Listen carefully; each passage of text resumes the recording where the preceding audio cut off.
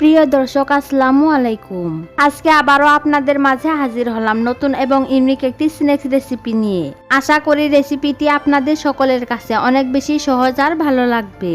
ভালো লাগলে চ্যানেলটিকে সাবস্ক্রাইব করে রেসিপিটি শেষ পর্যন্ত দেখার অনুরোধ রইল। তো চলুন রেসিপিটি দেখে নিচ্ছি।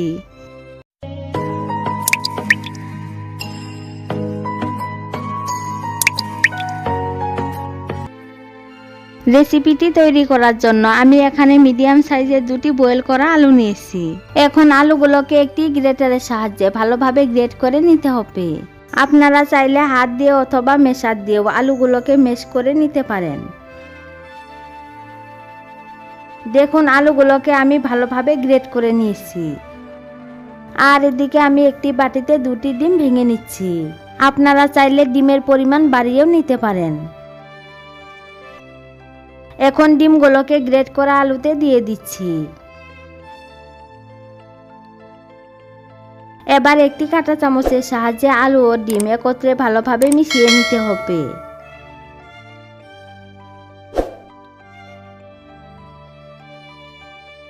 আমি আলু ও ডিম ভালোভাবে মিশিয়ে নিয়েছি।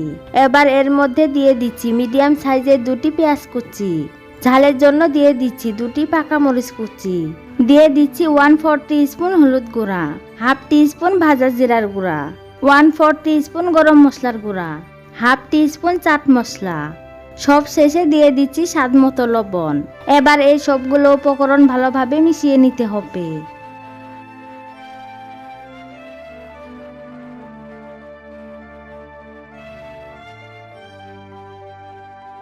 দেখতেই পাচ্ছেন আমি সব কিছুকে ভালোভাবে মিশিয়ে নিয়েছি। আর এদিকে চুলায় একটি প্যান বসিয়ে দিয়ে দিচ্ছি 2 টেবিল চামচ রান্নার রেগুলার তেল। প্যানটিকে এভাবে ঘুরিয়ে ঘুরিয়ে তেলগুলো প্যানে ভালোভাবে ছড়িয়ে দিতে হবে। তেলগুলো হালকা গরম হলে দিয়ে দিচ্ছি আগে থেকে রেডি করা আলু ও ডিমের মিশ্রণ। আমি একটি চামচের সাহায্যে সব মিশ্রণগুলোকে প্যানে দিয়ে দিচ্ছি।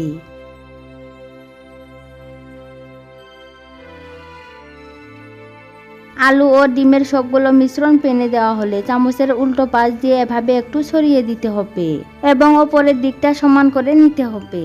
এখন 4 থেকে 5 মিনিটের মতো ঢাকনা দিয়ে ঢেকে দেব। এ পর্যায়ে চুলার আঁচ মিডিয়ামে রাখতে হবে।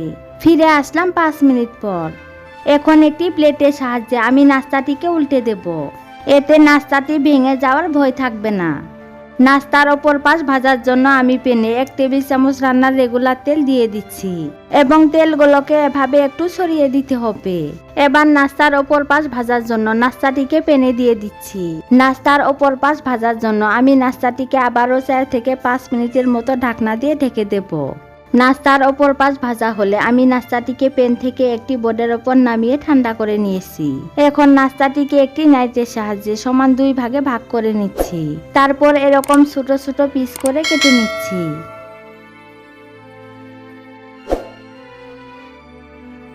দেখতেই পাচ্ছেন আমি নাস্তাটিকে কেটে নিয়েছি। আর এরকম পিস করে আমি নাস্তাটিকে কেটে নিয়েছি। এবার এগুলোকে একটি প্লেটে রেখে দিচ্ছি। আপনারা চাইলে আপনাদের পছন্দ মতো এই নাস্তাটিকে যে কোনো শেপে কেটে নিতে পারেন। আর এদিকে একটি বাটিতে 1/3 কাপ আটা দিয়ে দিচ্ছি। সাথে অ্যাড করে দিচ্ছি স্বাদ মতো লবণ। এখন এর মধ্যে অল্প অল্প নর্মাল পানি অ্যাড করে পাতলা একটি ব্যাটার রেডি করে নিতে হবে। একবারে পানি অ্যাড না করে এভাবে অল্প অল্প পানি অ্যাড করে ব্যাটারটি রেডি করে নিতে হবে। এতে করে ব্যাটারটি পারফেক্ট হবে। ব্যাটারটি কিরকম ঘনত্বে রেডি করে নিতে হবে তা আপনাদের দেখিয়ে দিচ্ছি।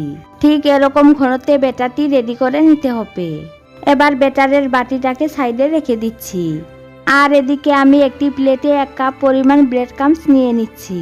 আমি ব্রেড ক্রাম্বসগুলোকে এভাবে একটু ছড়িয়ে দিচ্ছি।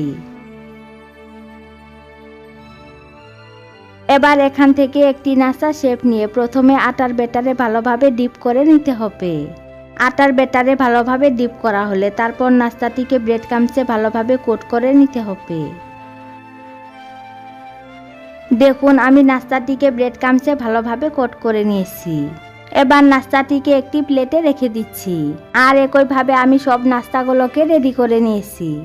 এবার নাস্তাগুলোকে আমি ভেজে নেব। তার জন্য চুলায় একটি প্যান বসিয়ে পর্যাপ্ত পরিমাণে সয়াবিন তেল আগে থেকে গরম হতে দিয়েছি। এখন একে একে নাস্তাগুলোকে গরম তেলে দিয়ে দিচ্ছি। নাস্তাগুলো ভাজার সময় চুলার আঁচ মিডিয়াম টু হাই হিটে রেখে নাস্তাগুলোকে ভেজে নিতে হবে। এখন নাস্তাগুলোকে আমি উল্টে দিচ্ছি। এভাবে উল্টে পাল্টে নাস্তাগুলোকে গোল্ডেন ব্রাউন কালার না আসা পর্যন্ত নাস্তাগুলোকে ভেজে নিতে হবে। নাস্তাগুলো ভাজা হতে থাক, আর ততক্ষণে যারা আমার চ্যানেলটিকে এখনো সাবস্ক্রাইব করেন নাই তারা প্লিজ চ্যানেলটিকে সাবস্ক্রাইব করে পাশে থাকা বেল আইকনটি অন করে রাখুন, যাতে আমার পরবর্তী ভিডিও নোটিফিকেশন সবার আগে পেয়ে যান।